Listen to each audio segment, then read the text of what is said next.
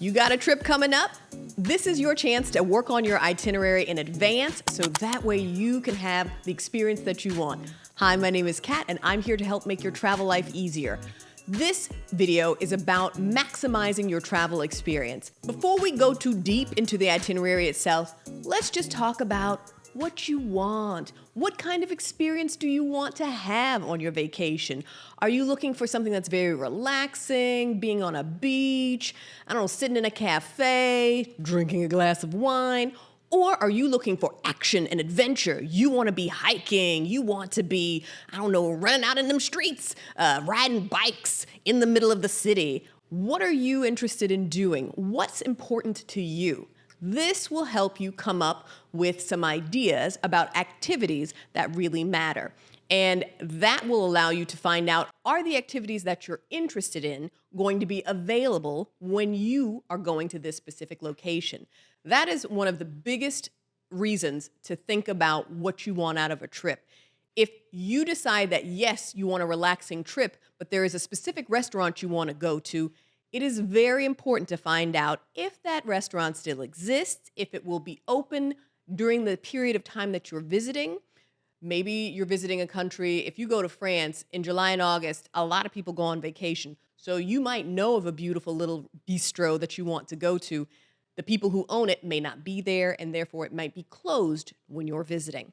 This is why it's important to look into these sorts of things in advance so that you can make sure that what you'd like to do is available. And then if it isn't, you can either change your trip so that you're traveling at a time when what you want to do is going to be available, or you can start thinking about alternative things to do that you'll still enjoy. It just will change because you're going to be in your specific city or a specific country at a different time of year. Once you've started thinking about these activities, make a list. Make a laundry list of the things that excite you, that you really want to do. This is going to help you because by using that list, you will be able to start researching the activities. So you want to make sure that the things you're interested in doing are going to be available at the time of year that you're visiting. You also want to know how much they're going to cost. Do you need to reserve those things in advance, or can you wait until you get there? This big list is going to be a treasure trove for you. There might be things on there that you like, but maybe they don't make the top of the list. Who knows? When you visit, the main thing that you want to do might not be available last minute for whatever reason. The list that you've already done research on, this could be the key to you saying, oh, well, I can't do this, but I could do that. So as you're thinking about the activities that excite you, as you're thinking about, putting them all together, this list will be a resource for you in case you need to make changes. So you've thought about the kind of experience you want to have. You've created a list of activities that are really important to you. You started to do the research, looking into what times things are open, how much they cost. Do you need to reserve them in advance? Are they available at the time of year that you're going to be traveling to this place? Now it's time to start building out your itinerary, thinking about what am I going to be doing each day that I'm traveling. I like to have a sense of what I'm going to be doing Monday, Tuesday through Wednesday. I want to know every day what I'm going to be doing. I don't think it has to mean every minute of my day is planned out. It also helps me because then I can consider all of the different activities I'm doing throughout the week. For example, if on Sunday I know that we're going to go have dinner and drinks and it might be a late night, I don't want to plan an activity that I need to be getting ready for at 6 a.m. so that we can be on a train at 6:30. I don't want to do that. That's just not me. That might be different for you. Looking at what the week will be like helps you decide how important it is to pick times for the activities you're going to do, think about when you're going to need to eat, transportation concerns, when things are open or closed. You don't want to be rushed and at the last minute find out the only free day you have is a day that you can't actually get into the museum you want to go to. It's closed. So I recommend looking at each day and planning out the activities that you want. And really thinking about what you do the night before and how that's going to impact what you do the next day. I also recommend thinking about how many activities you believe you can do in a day. I recommend looking at 3 things for each day maximum. The main reason for that is so much stuff comes up. Traffic, you get hungry, the alarm didn't go off, so you woke up late.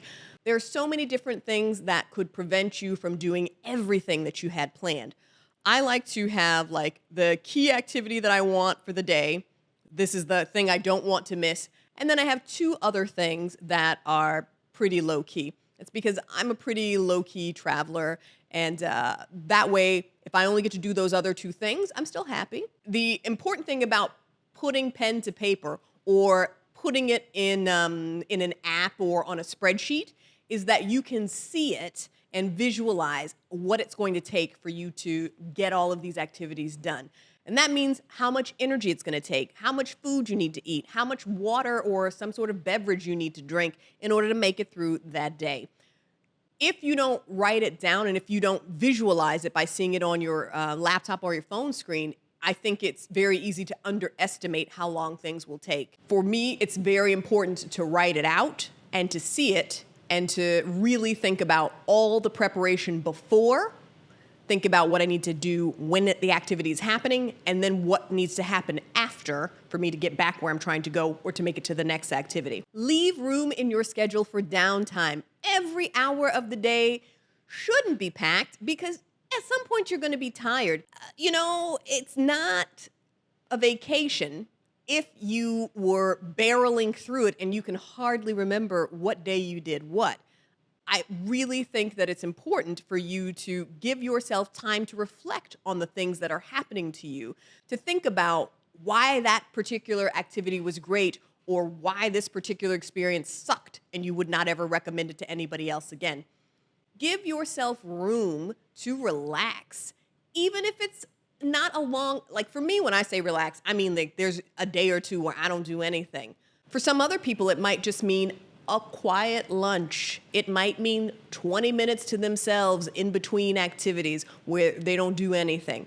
Whatever that break is to you, take it and build it into your schedule. So the other benefit of having a free day is you might, whether someone gives you something or you find out about a different activity, this is your chance to do that because you had some free time and you could try something that wasn't on your schedule before. If you have flexibility in your schedule, I think it takes a lot of pressure off of you and you can truly enjoy yourself and decompress. Enjoying your trip means different things to different people. These are my tips on how to make a good itinerary and to give yourself some flexibility and room to make changes. I'm very interested to know what you do when you plan your trips. Any tips or ideas about how to plan a great itinerary, pick great activities? I would love to hear from you.